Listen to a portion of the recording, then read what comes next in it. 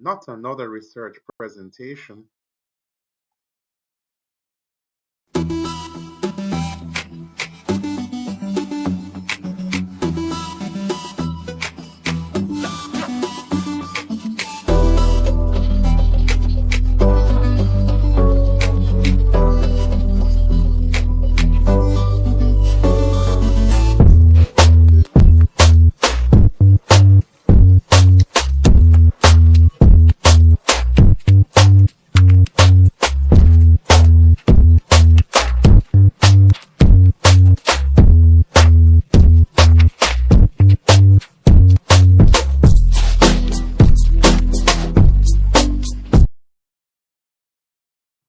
So, welcome. What's really going on here? Why are students bored? Let's talk to some students and find out the reasons that they say they're bored. They say the lecturers' delivery styles do not appeal to their learning styles. Is that a problem of two generations? They say course material is not relevant to modern living. Could this be because our students' goals are very different from traditional goals as we know them? Our students want to become influencers, social media experts. We're not catering for that. And then finally, well, they're hungry.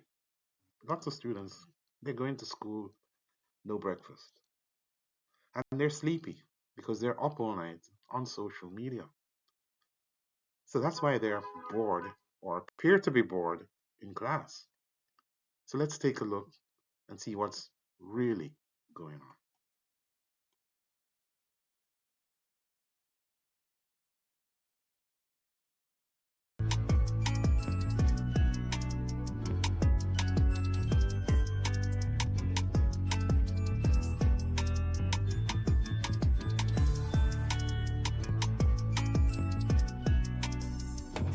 Let's be realistic. Students don't learn best by listening to lecturers and writing notes off a board. At least not all students. Students learn in a number of very, very different ways, and I can testify to that. Some students tend to learn by seeing and doing. Some students learn best by just listening. So we need to cater for all of these different learning styles. Lecturers know the different learning styles. Educators learn this in college. And we really need to look at modifying the way we deliver our material. If we want success, we need to be more creative.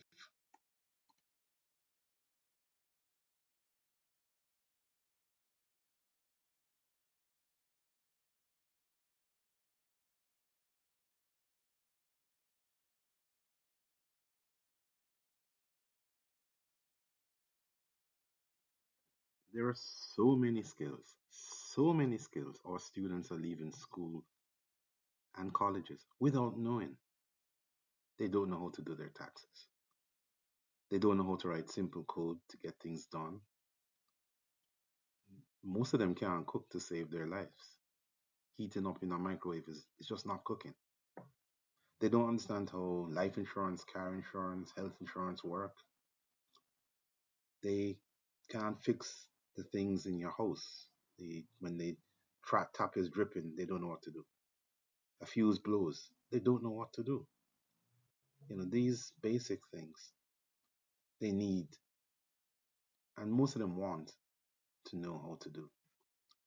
Now, if we can take these basic skills and add them or include them in our delivery of various courses, then we would have students who are definitely fit and ready to go out there in the working world.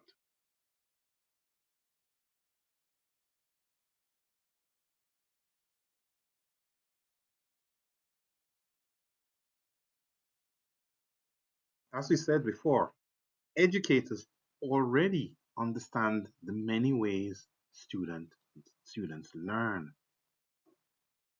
So what can we do with that knowledge? If we combine that knowledge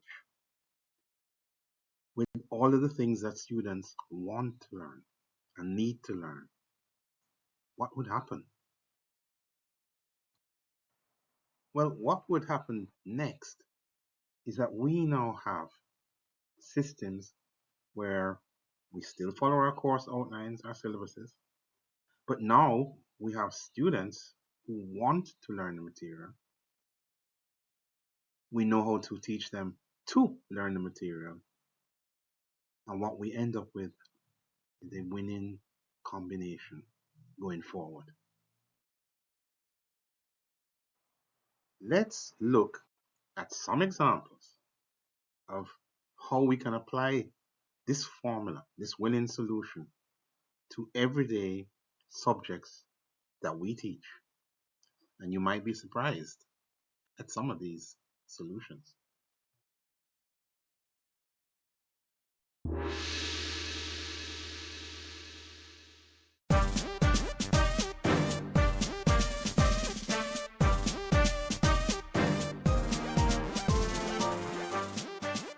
So for our first example, we're going to take a look at information technology. We're going to take specifically at the topic word processing, formatting a document. The learning styles that we're going to appeal to are the visual, social, logical, and a combination of others. Now, the subject of interest to students will be their survival skills, their personal financing, and their social etiquette. And the method that we're going to use is what is called a graphical two-column resume. So let's take a look at this two-column resume. In this resume, we have everything you'll need to impress an employer on one single sheet.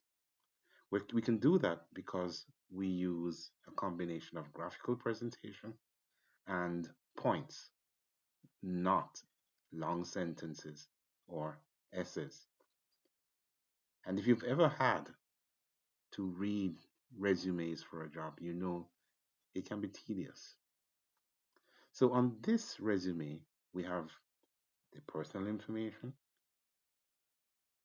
their languages, their skills, their work experience, their educational qualifications, any awards that they have won, and any topics of interest that they may have. This is sure to woo a potential employer and land that student that job.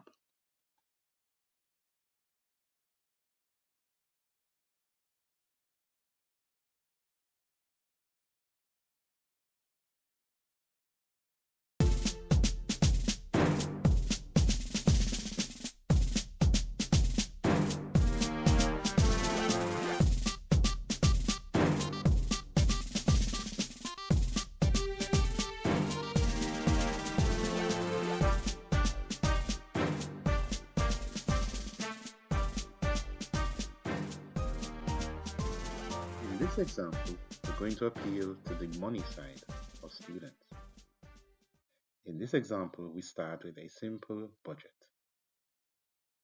income, expenses, savings for 1 month. And we let the students tell us the bills. What is the electricity bill going to be? The water, the food. And they have fun doing that. Then we carry it to a completely new level by turning the simple budget into a cash flow. And we remind students that if you need to go for a loan or financing for a project, the lending institution doesn't want to see budgets. They want to see cash flows. And so their interest picks up at that point.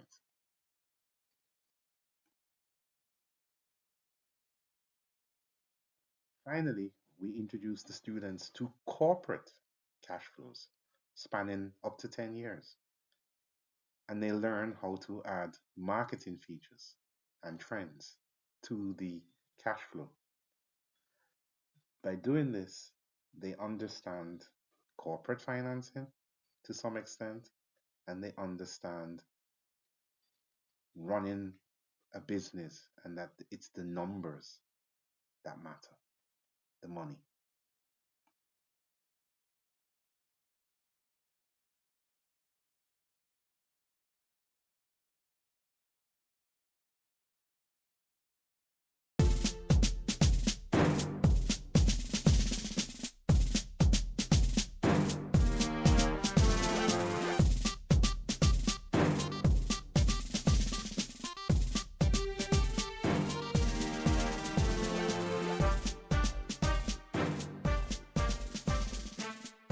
Our final topic will be using 3D printers and how they are used in engineering, the arts, and the crafts. These students tend to be the ones who are very kinesthetic, logical, physical, and visual. And for them, we need to show them ways in which they can make a living with those talents.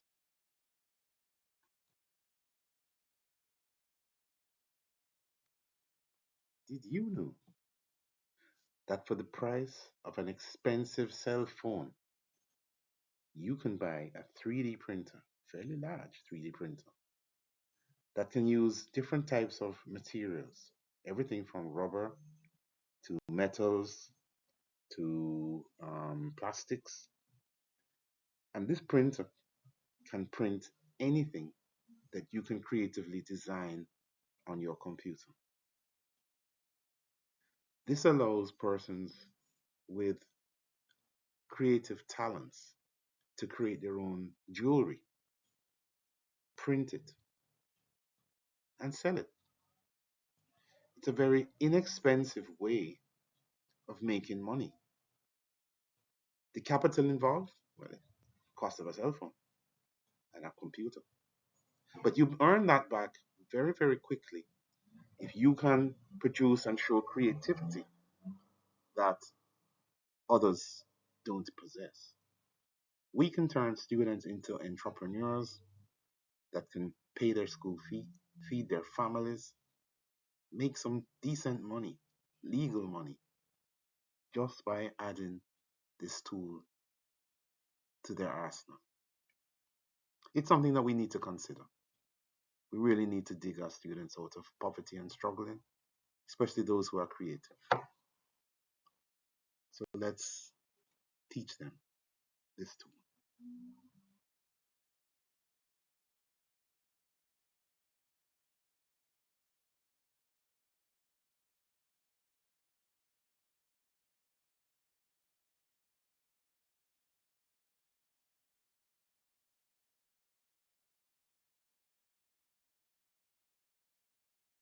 Well, there you have it.